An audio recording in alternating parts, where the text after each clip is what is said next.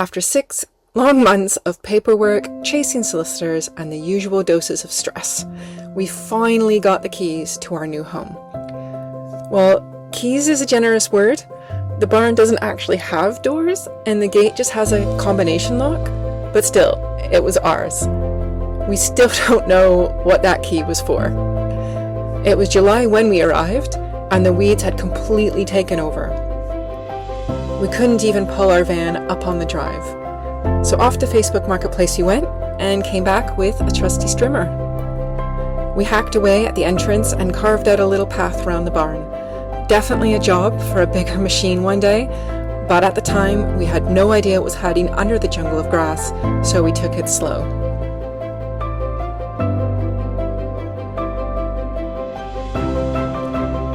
Next on the list was the power shed, the heart of our off-grid setup. We picked a spot above the house, next to a bit of land that would catch the sun perfectly for our solar panels. But first, we had to level the ground, which meant building a terrace and a retaining wall. I thought, easy, a weekend job. Spoiler, it took 6 weeks.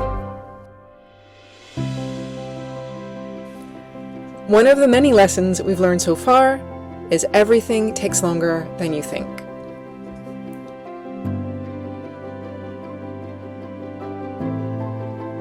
Next, the Borehole company arrived and drilled 64 meters down.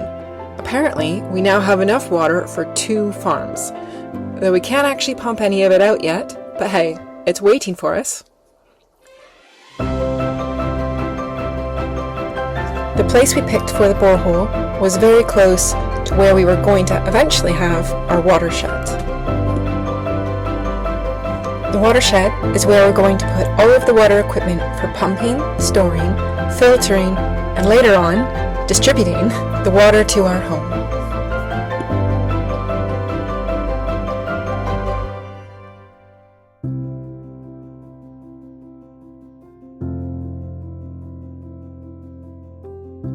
Then a soil investigation team came to figure out what kind of foundations we'd need for the house.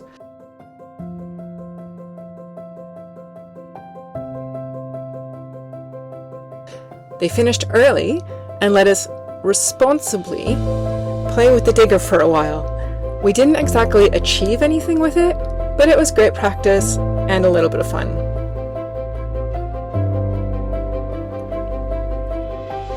Once the power shed terrace was done, we moved on to preparing a base for the watershed. The spot we chose was much flatter, so that retaining wall went up a lot quicker.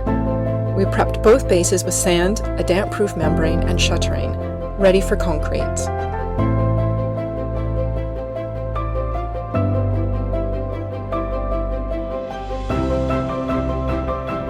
Now, concrete day. We had no idea what to expect.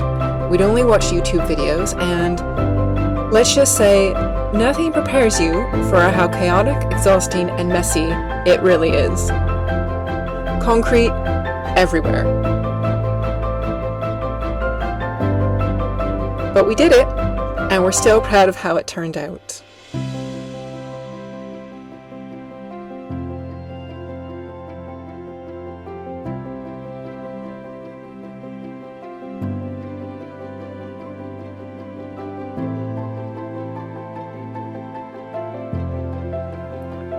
With the bases set, we started building our very first shed.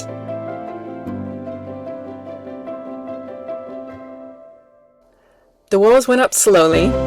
It was our first time timber framing, and the mud, the weight of the wood, and my questionable arm strength didn't exactly help.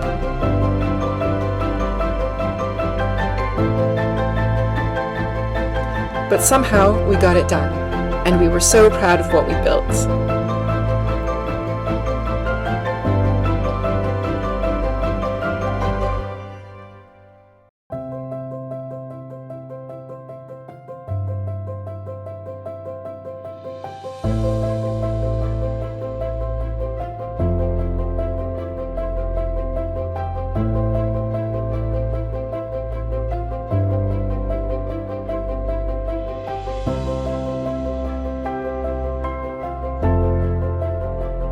Then came the roof. Our temporary tarp was collecting so much water and freezing into blocks of ice that we couldn't wait any longer. So we battled through ice pellets and freezing wind to get that roof on. Pro tip: mastic and sticky foam tape are not much fun in the wet and cold.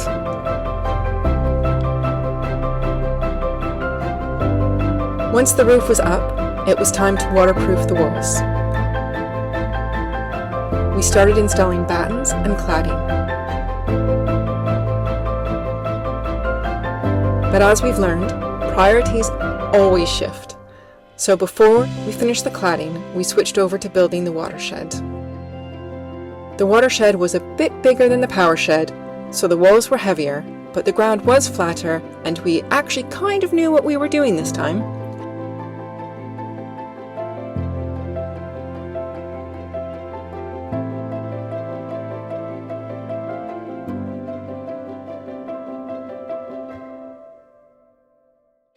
It went up with much less hassle, and the roof, much smoother.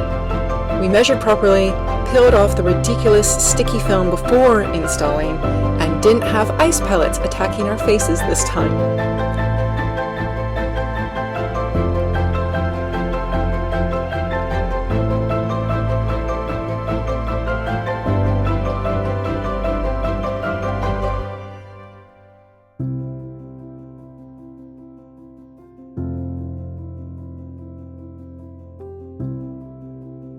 Then came the cladding, and while we still made our fair share of mistakes, we ended up with a second shed that looked fantastic, as long as you don't look too closely.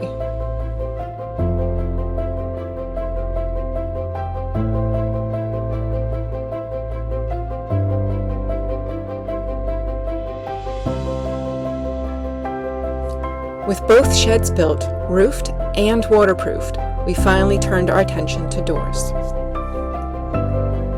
Up until then, our power shed had been covered with a damp-proof membrane flap, which kept blowing off, letting rain in and leaving us mopping puddles in December.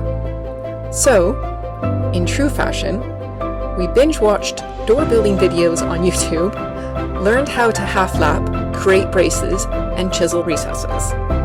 To our shock, we ended up with a solid door that fits perfectly, didn't stick, and didn't squeak.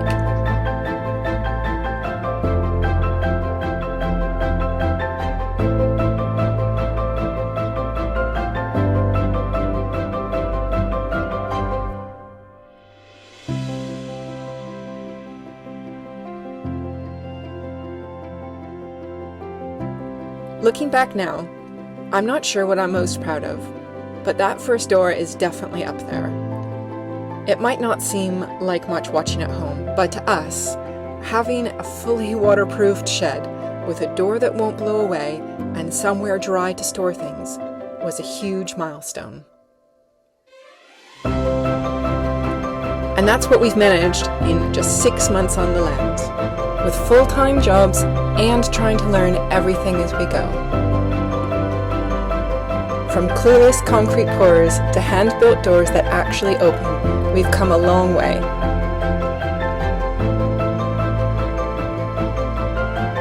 Thanks so much for cheering us on with your comments and kindness.